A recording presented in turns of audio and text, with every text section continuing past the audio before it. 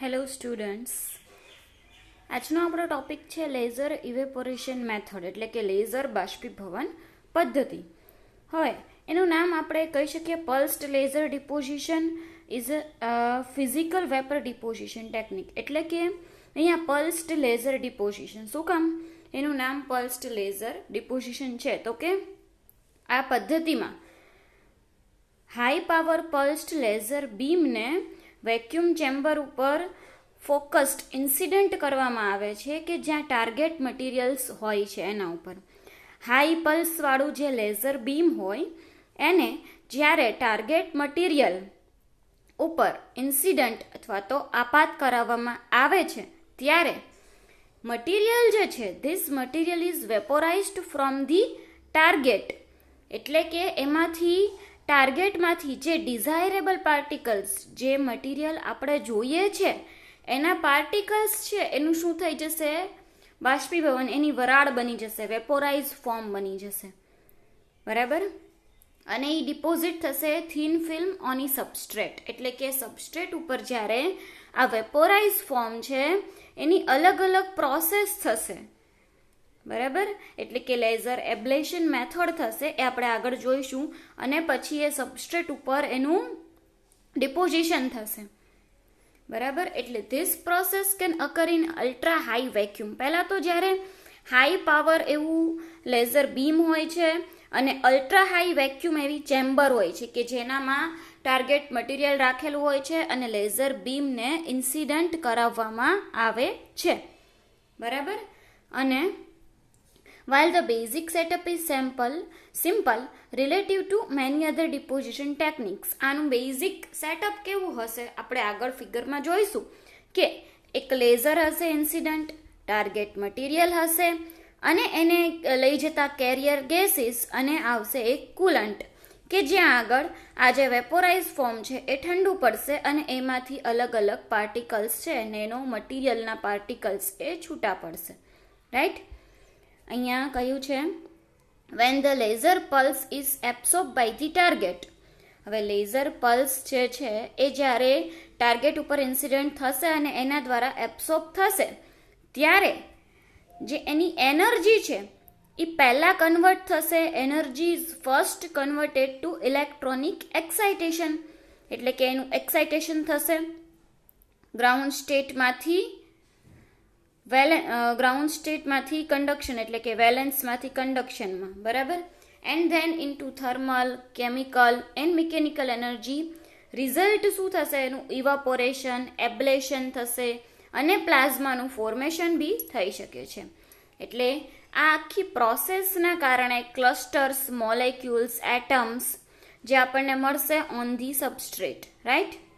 હવે અહીંયા આપણે જોઈએ કે અહીંયા મેં તમને કહ્યું એ જ છે કે આ પદ્ધતિમાં પદાર્થનું બાષ્પીભવન એ લેઝર બીમના હાઈ પાવરને કારણે થાય છે. એટલે કે હાઈ પાવર લેઝર બીમ જ્યારે ઇન્સિડન્ટ કરાવવામાં આવે છે ત્યારે એમાં જે ટાર્ગેટમાંથી જે મટીરિયલ્સ આપણે જોઈએ છે એ બધા એમાંથી છૂટા પડશે, ડિઝાયરેબલ પાર્ટિકલ્સ, અને એ ત્યાં આગળ રહેલા કોઈ કેરિયર ગેસીસ સાથે રિએક્શન કરશે અને એ જશે કુલન્ટ ઉપર. બરાબર? કેરિયર ગેસ એને કુલન્ટ ઉપર લઈ જશે, આ જે ડિઝાયરેબલ પાર્ટિકલ્સ જે છૂટા પડેલા છે એને, અને કુલન્ટમાં એ ઠંડા પડી અને આપણને આપશે ક્લસ્ટર ટાઈપ અથવા તો જે નેનો મટીરિયલ્સ અથવા તો નેનો પાર્ટિકલ્સ. રાઈટ? અહીંયા કહ્યું છે કે તેની ગોઠવણીમાં અલ્ટ્રા હાઈ વેક્યુમ અથવા તો હાઈ વેક્યુમ સિસ્ટમ કે જેની સાથે ઉમદા અથવા ક્રિયાશીલ વાયુ માટેની વ્યવસ્થા. બરાબર? આ મેં તમને કહ્યું એમ, ફોર એક્ઝામ્પલ આર્ગોન, હિલિયમ એ બધા હોઈ શકે છે. લેઝર બીમ અને ધન ટાર્ગેટ અને ઠંડા પદાર્થો હોય છે. કોઈ પણ પદાર્થનું ક્લસ્ટર કે જેને સોલિડ ટાર્ગેટ કર્યું હોય તેનું સંશ્લેષણ આ પદ્ધતિથી થઈ શકે છે. આનો મિનિંગ શું છે કે તમારે જો સિંગલ વોલ્ડ કાર્બન નેનોટ્યુબ, એટલે કે કાર્બન નેનોટ્યુબનું સંશ્લેષણ કરવું છે. બરાબર? કાર્બન નેનોટ્યુબ જ્યારે બનાવવી છે તો એની માટે આપણે શાનો યુઝ કરવો પડશે? તો કે ગ્રેફાઇટનો, કારણ કે એમાં બધા કાર્બનના જ પરમાણુઓ રહેલા છે. બરાબર, એટલા માટે આપણે ગ્રેફાઇટનો ઉપયોગ કરવો પડે. અને ગ્રેફાઇટમાંથી જે કાર્બન છૂટા પડશે અને આપણને શું આપશે? Carbon nano tube. ઓકે, અહીંયા ફિગરમાં જે દેખાડેલું છે, જે તમને કહ્યું એમ જ કે pulsed laser beam focusing on the chamber window.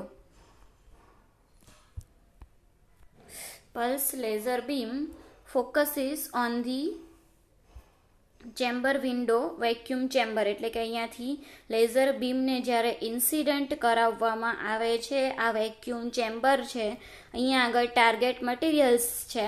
For example તમે સપોઝ કરી લો કે અહીંયા આગળ અત્યારે ગ્રેફાઇટ છે, તો એમાંથી કાર્બનના જે છૂટા પડશે ડિઝાયરેબલ પાર્ટિકલ્સ, એ અહીંયા રહેલા કેરિયર ગેસની સાથે, એની સાથે ક્યાં જશે?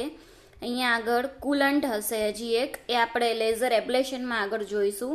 અને એ ઠંડા પડીને અહીંયા આગળ સબસ્ટ્રેટ ઉપર એ શું થશે? ડિપોઝિટ થશે અને આપણને મળશે જે નેનો મટીરિયલ અથવા તો નેનો પાર્ટિકલ્સ જે આપણે જોઈએ છે એ. હવે આ જે અહીંયા જે છૂટા પડવાની જે કુલન્ટ ઉપર જ્યારે જાય છે પાર્ટિકલ્સ, રાઈટ, તો એને શું કહેવાય? Laser ablation method. શું કામ લેઝર? લેઝરનો મિનિંગ તો પહેલાં તમને ખબર જ છે કે લાઇટ એમ્પ્લિફિકેશન બાય સ્ટિમ્યુલેટેડ એમિશન. બરાબર, એટલે કે સ્ટિમ્યુલેટેડ એમિશન અહીંયા શું? લાઇટનું તો એમ્પ્લિફાય થાય છે, બરાબર, લાઇટ એમ્પ્લિફાય થાય છે, વધારે તીવ્રતાવાળી, વધારે મોટી, એ રીતના લાઇટનું એમ્પ્લિફાય થાય છે બાય સ્ટિમ્યુલેટેડ એમિશન. સ્ટિમ્યુલેટેડ એમિશન એટલે શું? પહેલાં તો કે એક સ્પોન્ટેનિયસ આવે, સ્ટિમ્યુલેટેડ આવે. સ્પોન્ટેનિયસ એમિશન એટલે શું? તો કે જ્યારે કન્ડક્શન બેન્ડમાંથી વેલેન્સ બેન્ડમાં સ્પોન્ટેનિયસલી જ્યારે ફોટોન્સ અથવા તો એનર્જીઝ જે એમિટ થતી હોય એને સ્પોન્ટેનિયસ કહેવાય. બરાબર, હવે સ્ટિમ્યુલેટેડ એટલે શું? તો કે એક્સટર્નલી તમે એને એનર્જી, ઇલેક્ટ્રોન અથવા તો ફોટોન આપેલો છે અને પછી એ એમિટ કરે છે, એને કહેવાય સ્ટિમ્યુલેટેડ એમિશન. બરાબર, એક્સટર્નલી એનર્જી આપવી પડે સ્ટિમ્યુલેટેડ એમિશન માટે. Okay, ablation means removal. બરાબર, એટલે અહીંયા આપણે જોઈએ કે રિમૂવલ શેનું થશે? બરાબર, it means by making use of the laser we are going to remove desirable particles from the target molecule. Making use of the laser એટલે અહીંયા જે આપણે પ્રોસેસ છે એમાં શું કરીએ છીએ એકચ્યુઅલી કે લેઝરનો ઉપયોગ કરીને આપણે શું રિમૂવ કરીએ છીએ? આપણે જે પાર્ટિકલ્સ જોતા છે ડિઝાયરેબલ પાર્ટિકલ્સ, એને આપણે રિમૂવ કરીએ છીએ. This is particular method for the preparation of nano materials. બરાબર, અને આ છે એ પર્ટિક્યુલર મેથડ છે for the preparation of the nano materials. This particular laser ablation is the most extensively used to found the preparation of nanomaterials. એટલે કે આ mostly આ method જે છે એ વપરાય છે નેનો મટીરિયલ્સને બનાવવા માટે. બરાબર, કારણ કે આ ઇઝી મેથડ છે થોડીક, એના કારણે. અને આમાં high energetic pulsed beam of laser કે જેની કેપેસિટી કેટલી હોય? 10⁷ વોટ પર સેન્ટીમીટર સ્ક્વેર. બરાબર, અહીંયા એરર દેખાડે છે, અહીંયા છે સેન્ટીમીટર સ્ક્વેર. જ્યારે હાઈ એનર્જેટિક પલ્સ્ડ બીમને કે જેની કેપેસિટી કેટલી હોય? 10⁷ વોટ પર સેન્ટીમીટર સ્ક્વેર, એને જ્યારે particular high energetic pulsed beam of the laser કે જે ઇન્સિડન્ટ કરાવવામાં આવે છે ઓન ધી ટાર્ગેટ ઉપર કે જેમાં ડિઝાયરેબલ પાર્ટિકલ્સ આર પ્રેઝન્ટ, કે જેમાં ડિઝાયરેબલ આપણે જે પાર્ટિકલ્સ જોતા છે એ પાર્ટિકલ્સ એમાં પ્રેઝન્ટ હોય, એના ઉપર આપણે એને ઇન્સિડન્ટ કરાવીએ છીએ. Now this particular energy we can say that it is this highly. બરાબર, એટલે કે આ ખૂબ જ હાઈ એનર્જેટિક ટર્મનું જ્યારે લેઝર બીમ ઇન્સિડન્ટ કરાવવામાં આવે છે, હાઈ એનર્જેટિક એટલે ઓલમોસ્ટ એપ્રોક્સિમેટલી 10⁷ વોટ પર સેન્ટીમીટર સ્ક્વેર. બરાબર, પછી શું થશે? તો કે whenever this particular laser beam જ્યારે ફોકસ થશે will be associated with high temperature. બરાબર, કારણ કે આ ખૂબ જ પર્ટિક્યુલર આ જે લેઝર બીમ છે એ હાઈલી એનર્જેટિક છે અને હાઈ ટેમ્પરેચર હશે. Under the influence of high temperature whatever the desirable particles which are a part of the target or being removed, એટલે કે આપણે જે પાર્ટિકલ્સ જોઈએ છે એ ટાર્ગેટમાં જે આવેલા હશે એને રિમૂવ કરવામાં આવશે, બરાબર, રિમૂવ કરવામાં આવશે, comes out from the target molecule and this target molecules are carried by the carrier gas on to the surface of coolant. આનો મિનિંગ શું થાય છે તો કે હવે જે આપણે ડિઝાયરેબલ પાર્ટિકલ્સ જે છે એ કેરિયર ગેસની મદદથી કઈ સરફેસ ઉપર જશે? કુલન્ટની, કારણ કે ખૂબ જ હાઈલી એનર્જેટિક લેઝર બીમને તમે ઇન્સિડન્ટ કર્યું એટલે આ કેવા હશે? ખૂબ જ હોટ એટલે કે ગરમ એવી સરફેસ હશે. એનામાંથી એને ઠંડા પાડવા માટે આપણે ક્યાં લઈ જઈએ છીએ? કુલન્ટ ઉપર. Where the condensation of the vapours, એટલે કે જે આ વરાળ જે છે ખૂબ જ એવી ગરમ એવી વરાળ વેપર્સ, એનું condensation vapours of the desirable particle states in this particular matter. The high energetic pulsed beam of laser is focused on the target in which desirable particles are present. એટલે કે શું થયું આ પ્રોસેસ મેઇન એટલી ખબર પડી કે જ્યારે હાઈ એનર્જેટિક પલ્સ્ડ બીમને જ્યારે લેઝરને જ્યારે ફોકસ કરવામાં આવે છે ટાર્ગેટ ઉપર કે જેમાં આપણે જોઈએ છે એવા ડિઝાયરેબલ પાર્ટિકલ્સ છે જે કે જેનું આપણે નેનો મટીરિયલ્સ બનાવવું છે, બરાબર, એવા ડિઝાયરેબલ પાર્ટિકલ્સ છે એ એમાંથી રિમૂવ થશે, બરાબર, અને રિમૂવ થઈને કેરિયર ગેસના થ્રુ એ કઈ સપાટી ઉપર જશે? કુલન્ટ ઉપર જશે.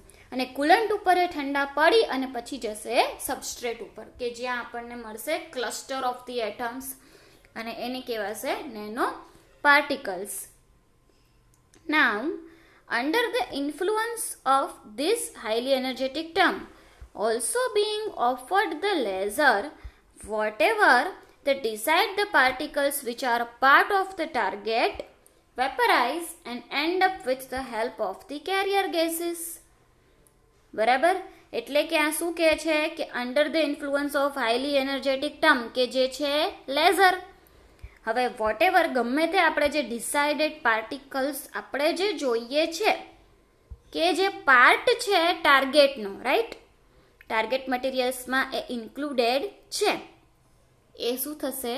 વેપોરાઇઝ થશે, એનું બાષ્પીભવન થશે અને એન્ડઅપ કઈ રીતના થશે? એન્ડઅપ થશે લાસ્ટમાં કેરિયર ગેસીસના થ્રુ, બરાબર. કેરિયર ગેસીસ એટલે ફોર એક્ઝામ્પલ હિલિયમ, આર્ગોન, એ કોઈ બી હોઈ શકે છે, બરાબર, કે જે સારી રીતે આ જે આપણા ડિઝાયરેબલ પાર્ટિકલ્સ એટલે કે જે આપણે પાર્ટિકલ્સ જોઈએ છે એની સાથે સારી રીતે પ્રક્રિયા કરીને એને કુલન્ટની સપાટી ઉપર લાવી શકે, which are being used during this particular method. And this carried gases will carry the vaporised particles on the surface of coolant. એટલે અહીંયા શું કહે છે તો કે જ્યારે કેરીડ ગેસીસ એટલે મેં તમને કહ્યું એ જ હિલિયમ અથવા આર્ગોન એ શું કરશે તો કે આ જે બાષ્પીભવન પામેલા જે પાર્ટિકલ્સ જે છે એટલે કે આપણા ડિઝાયરેબલ પાર્ટિકલ્સ એને શું કરશે? એને લઈ આવશે on the surface of coolant. અહીંયા લખ્યું છે will carry the vaporized particles on the surface of coolant, બરાબર. and the once this vaporized particles reaches the surface of coolant, એકવાર જ્યારે આ વેપોરાઇઝડ એટલે કે બાષ્પીભવન પામેલા વરાળ જેની વરાળ બનેલી છે એવા પાર્ટિકલ્સ જ્યારે કુલન્ટની સરફેસ ઉપર પહોંચશે and the content on the surface, બરાબર, એટલે કે આ કન્ડેન્સ એટલે શું? ઠંડા પડેલા જે એટમ્સ જે છે પરમાણુ અથવા અણુ ઓફ ધી પાર્ટિકલ એટલે કે આ કુલન્ટની સપાટી ઉપર તમને જે કંઈ પરમાણુ અથવા તો અણુઓ મળે છે એ શું છે તો કે નેનો પાર્ટિકલ્સ અથવા નેનો ફિલ્મ, બરાબર. એટલે આખી મેથડ સમજાઈ ગઈ પહેલાં તો, અને આનું એક્ઝામ્પલ છે કાર્બન નેનો ટ્યુબ. હવે આખી મેથડમાં આપણે પહેલેથી જોઈએ તો શું કર્યું? ખાલી લેઝર ઇવેપોરેશન મેથડ હતી કે જેને પલ્સ્ડ લેઝર ડિપોઝિશન પણ કહી શકાય. બરાબર, આ ઇઝીમાં ઇઝી મેથડ છે, કારણ કે આમાં મેઇન ધ્યાન એ રાખવાનું છે કે અલ્ટ્રા હાઈ વેક્યુમ એટલે કે લેઝર જે છે એ હાઈ પાવરનું હોવું જોઈએ. હાઈ પાવરનું હશે ત્યારે શું થશે, અહીંયાથી પલ્સ્ડ લેઝર બીમને ફોકસ કરવામાં આવશે on the target material. Target material કોઈ બી હોઈ શકે છે જે આપણે પાર્ટિકલ્સ અથવા તો નેનો પાર્ટિકલ કે નેનો મટીરિયલ્સ બનાવવા હોય એનું આપણે અહીંયા ટાર્ગેટ મટીરિયલ યુઝ કરવાનું. બરાબર, કે જે આપણે ફોર એક્ઝામ્પલ ગ્રેફાઇટ યુઝ કરીએ તેમાંથી આપણને કાર્બન મળશે તો આપણે કાર્બન નેનો ટ્યુબ બનાવી શકશું. બરાબર, એટલે આપણે અહીંયા ટાર્ગેટ મટીરિયલ યુઝ કર્યું. બરાબર, પછી શું થશે કે લેઝર એબ્લેશન મેથડ તમને મેં સમજાવી એમ કે ટાર્ગેટમાંથી જે પાર્ટિકલ્સ છૂટા પડશે કે જે આપણે પાર્ટિકલ્સ જોઈએ છે ડિઝાયરેબલ પાર્ટિકલ્સ, એ શું થશે, ટાર્ગેટ મટીરિયલમાંથી છૂટા પડશે, કારણ કે આપણે પલ્સ્ડ લેઝર બીમને ફોકસ કરાવી એટલા માટે. બરાબર, હવે છૂટા પડશે અને કેરિયર ગેસ જે છે એને ક્યાં લઈ જશે, કુલન્ટની સપાટી ઉપર. અને કુલન્ટની સપાટી ઉપર આપણને શું મળશે, જે પાર્ટિકલ્સ અથવા તો એટમ્સ કે ક્લસ્ટર મળશે એ શેનું મળશે આપણને, નેનો પાર્ટિકલ્સનું. એટલે આ જે વચ્ચેની કુલન્ટવાળી જે પ્રોસેસ થઈ એ કઈ થઈ, લેઝર એબ્લેશન મેથડ. બરાબર, જે આપણે અહીંયા જોઈ આખી લેઝર એબ્લેશન મેથડ. હવે આનું એક્ઝામ્પલ જે છે એ આ છે કાર્બન નેનો ટ્યુબ. બરાબર, હવે કાર્બન નેનો ટ્યુબમાં અહીંયા જુઓ, અહીંયા જ્યારે લેઝર જે રેડ કલરમાં આપેલી છે. બરાબર, હવે લેઝરને જ્યારે ઇન્સિડન્ટ કરાવવામાં આવે છે ઓન ધી ગ્રેફાઇટ ટાર્ગેટ ઉપર, જ્યારે લેઝરને હાઈ પાવર લેઝર બીમ જે આપણે જોયું હતું 10⁷ વોટ પર સેન્ટીમીટર સ્ક્વેર અથવા તો, બરાબર, તો આટલા હાઈ પાવર લેઝર બીમને જ્યારે ગ્રેફાઇટ ટાર્ગેટ ઉપર ઇન્સિડન્ટ કરાવવામાં આવે છે ત્યારે હવે ગ્રેફાઇટમાંથી અહીંયા આપણે જોઈએ છે શું, તો કે આપણે કાર્બન નેનો ટ્યુબ બનાવવી છે. બરાબર, તો એમાંથી જેટલા કાર્બનના પાર્ટિકલ્સ એટલે કે એના જેટલા મોલેક્યુલ્સ એટમ્સ હશે, એ શું થશે, છૂટા પડશે because of this high power laser beam. બરાબર, જેવી ઇન્સિડન્ટ થશે એમાંથી આ ગ્રેફાઇટમાંથી કાર્બનના બધા છૂટા પડવા માંડશે, એમિટ થવા માંડશે. બરાબર છે, એટલે CNT. અને અહીંયા આગળ આ જે ગેસ ઇન આપેલું છે કે જેમાંથી આને કેરિયર ગેસમાં રાખેલું છે, હિલિયમ અથવા તો આર્ગોન જેવા ગેસની સાથે. બરાબર, તો એ શું કરશે, એની સાથે રિએક્શન કરશે અને અહીંયા જે કાર્બનના જે પાર્ટિકલ્સ છે એને કુલન્ટની સપાટી ઉપર લઈ જવાનો ટ્રાય કરશે. અને અહીંયા આગળ એ શું થશે, તો કે કુલન્ટની સપાટી ઉપર આવશે અને ત્યાં એનું કન્ડેન્સેશન થશે. એટલે કે પાર્ટિકલ્સ જે છે એ ખૂબ જ ગરમ એવી સરફેસ ઉપરથી આવેલા છે, અહીંયા આગળ એ ઠંડા પડશે. બરાબર, કુલ્ડ કલેક્ટર. અને અહીંયા આગળ જે આપણને ક્લસ્ટર્સ એટમ્સ ક્લસ્ટર્સ જે અહીંયા મળશે એ શું મળશે, CNT ડિપોઝિટેડ. એટલે કે અહીંયા જે આખું ક્લસ્ટર મળ્યું એ શું મળ્યું, કાર્બન નેનો ટ્યુબનું ક્લસ્ટર્સ મળશે. એટલે આ પ્રોસેસ સમજવામાં બી ઇઝી છે અને જે બાકી બધી કમ્પેરિઝન છે નેનો મટીરિયલ્સ બનાવવા માટેની જે ટેકનિક્સ છે એના કરતાં આ મેથડ સારી એવી છે. બરાબર, લેઝર એબ્લેશન મેથડ, કારણ કે આની જે પ્યોરિટી જે છે એ 90% છે. બરાબર, અને આ જે મેથડ જે છે એ મેઇનલી આ રીતના nano materials, nano particles, nano ફિલ્મના સંશ્લેષણ માટે ઉપયોગી છે. ઓકે, અહીંયા તો મેં તમને જે સમજાવ્યું છે એ જ છે કે સામાન્ય રીતે આ માટે લેઝરની તરંગ લંબાઈ જે છે એ કેવી હોવી જોઈએ, અલ્ટ્રા વાયોલેટ. બિકોઝ બીજી બધી જે તરંગ લંબાઈ છે ઇન્ફ્રારેડ અથવા તો વિઝિબલ એ શું થઈ શકે છે, ધાતુની સપાટી ઉપરથી પરાવર્તિત થઈ જાય છે. એટલે કે જ્યારે તમે કોઈ વેક્યુમ ચેમ્બર અથવા તો ટાર્ગેટ મટીરિયલ્સ ઉપર જ્યારે ઇન્સિડન્ટ કરો બીજા કોઈ લેઝરને, તો એ શું થઈ જશે, પાછો રિફ્લેક્ટ થઈ જશે, પરાવર્તિત થઈ જશે. એના કારણે મેઇનલી કઈ હોવી જોઈએ, અલ્ટ્રાવાયોલેટ. ઓકે, અને આ મેં તમને કહ્યું એ જ છે કે અત્યંત શક્તિશાળી લેઝર બીમ એ ધન સપાટી પરથી અણુનું શું કરી નાખશે, બાષ્પીભવન કરી નાખશે. અને ત્યારબાદ આ અણુ જે છે, અણુ ઉમદા વાયુ સાથે ભેગા થઈ જશે. ઉમદા વાયુ એટલે કેરિયર ગેસીસ, અને ત્યાં ઠંડા પડશે. કઈ સપાટી ઉપર, કુલન્ટની સપાટી ઉપર, અને ક્લસ્ટર બનશે. ક્લસ્ટર એ ઠંડા પદાર્થની સપાટી ઉપર એકત્રિત થયું. અને આ પદ્ધતિ કઈ થઈ, લેઝર એબ્લેશન. મેં જે તમને આખી લેઝર એબ્લેશન મેથડ સમજાવી એ, બરાબર.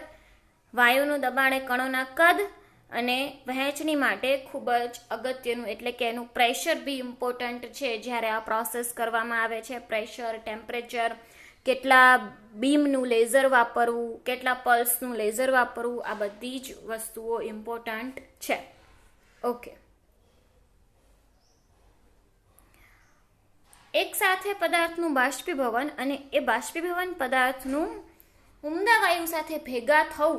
હવે જ્યારે ડિઝાયરેબલ પાર્ટિકલ, મેં તમને જે કહ્યું એ જ આ બધી વાત છે કે એ જ્યારે બાષ્પીભવન થશે, એ જ્યારે કેરિયર ગેસીસ સાથે ભેગા થશે, તો એ શું, એક એલોય બનાવવા તરફ ટ્રાય કરશે, મિશ્ર ધાતુ બનાવવા, બરાબર.